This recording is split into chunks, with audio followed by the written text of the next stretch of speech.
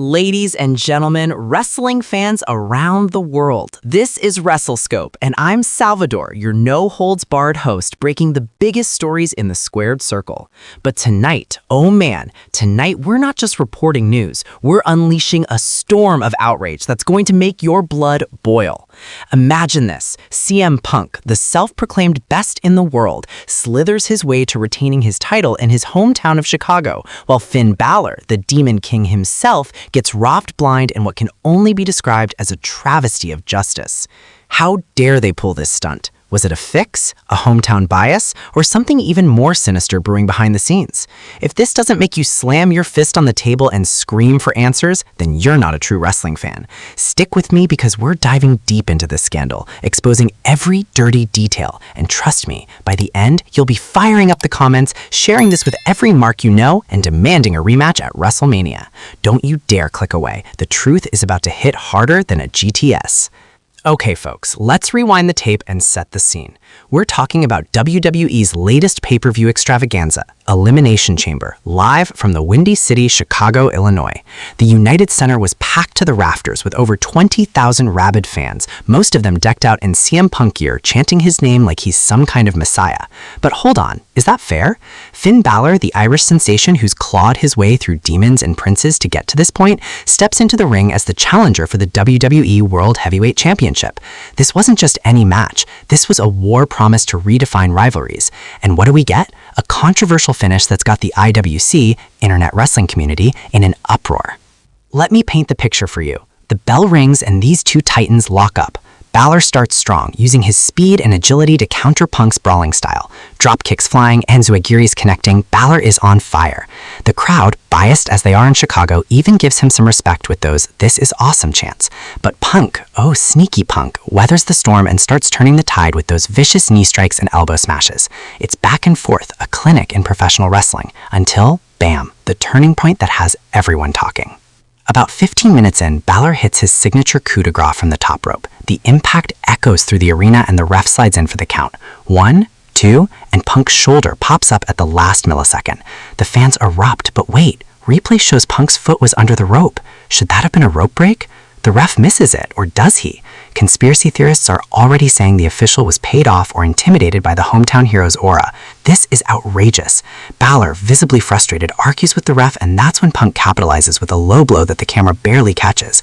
Come on, WWE, are we blind? This isn't wrestling, this is highway robbery. As the match wears on, both men are battered and bruised. Blood trickles from Balor's forehead after a brutal exchange on the apron. Punk's knee looks tweaked from an earlier figure 4 attempt. The intensity is palpable. You could cut the tension with a knife. Then, in a moment that'll be replayed for years, Balor sets up for another finisher, but Punk counters into his go-to sleep. One knee to the gut, hoists him up, and down. The pin. 1, 2, 3. CM Punk retains.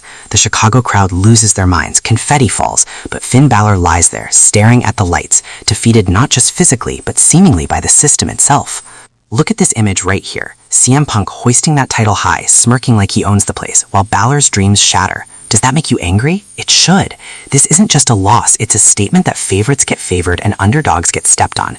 But here's the unique twist I'm bringing to the table. Insider sources whisper that this finish wasn't the original plan.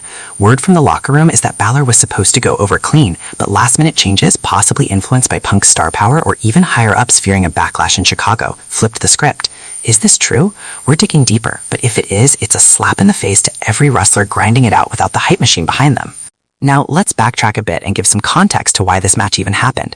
CM Punk's return to WWE has been nothing short of legendary. After years away, nursing grudges and building his myth in AEW, he shocked the world at Survivor Series, entering to that iconic cult of personality theme. Since then, he's been on a tear, capturing the World Heavyweight title from Seth Rollins in a brutal Hell in a Cell match. Punk's promos have been fire, calling out everyone from Roman Reigns to the Young Bucks, positioning himself as the anti-hero we all love to hate or hate to love. On the flip side, Finn Balor has been the epitome of resilience. From his days as Prince Devitt and NJWW to becoming the first Universal Champion, only to relinquish it due to injury, Balor's journey is one of near misses and comebacks. Leading the Judgment Day faction, he's added edge to his character, but this title shot was his chance to finally cement his legacy. The buildup was electric. Weeks of vignettes showing Balor's demonic transformation, Punk's trash-talking interviews dismissing him as yesterday's news. The hype was real and the payoff? Disappointing for anyone not wearing Punk pajamas. But the outrage doesn't stop at the match finish. Post-match, as Punk celebrates, Balor grabs a mic and unleashes a tirade that's already going viral. This isn't over, Punk. You needed the refs, the crowd, the whole damn city to beat me. At WrestleMania, I'll paint the town red with your blood. The implication is clear. A rematch is brewing. WWE officials haven't confirmed anything yet, but the seeds are planted. Imagining WrestleMania, the grandest stage, Punk versus Balor 2, perhaps in a stipulation match like no holds barred or even inside the Elimination Chamber again.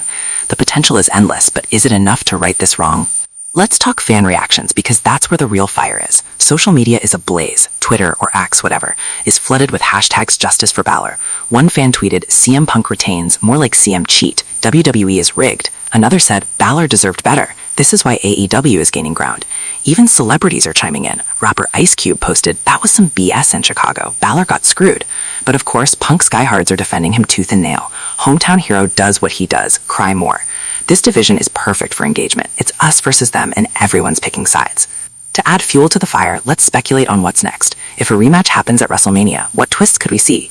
Maybe the Judgment Day interferes, turning it into a faction war. Or perhaps Punk's old rivals like Drew McIntyre or LA Knight get involved, making it a triple threat.